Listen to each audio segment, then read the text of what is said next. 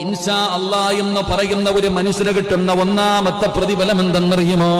അവന് 4 പ്രയോജനങ്ങളുണ്ട്. ഒന്നാമത്തെ പ്രയോജനം എന്താ?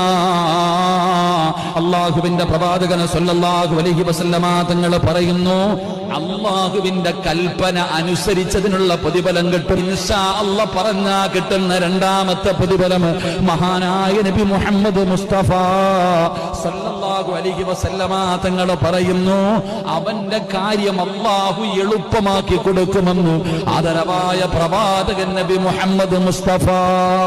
ഇൻഷാ അല്ലാഹ് നാളെ ഞാൻ ഉണ്ടെങ്കിൽ സത്യമായിട്ടും ഞാൻ തരാം എന്ന് പറഞ്ഞു. പക്ഷെ കൊടുക്കാൻ പറ്റിയില്ലെങ്കിലും എന്റെ പ്രിയപ്പെട്ടവരെ, നമുക്കതിന്റെ അതിന് പകരമായി ചെയ്യേണ്ട കാര്യത്തിൽ നിന്ന് ആ ഒരു ഇൻഷാ അല്ലാഹ് പറഞ്ഞതിന്റെ പേരിൽ ചിലപ്പോൾ നമുക്ക് രക്ഷപ്പെടാൻ പറ്റും. ഇല്ലെങ്കിലോ അതിന്റെ ശിക്ഷ കൂടെ നമുക്ക് അനുഭവിക്കേണ്ടി വരും. അള്ളാഹു കാക്കുമാറാകട്ടെ, അള്ളാഹു പുറത്തിരുമാറാകട്ടെ.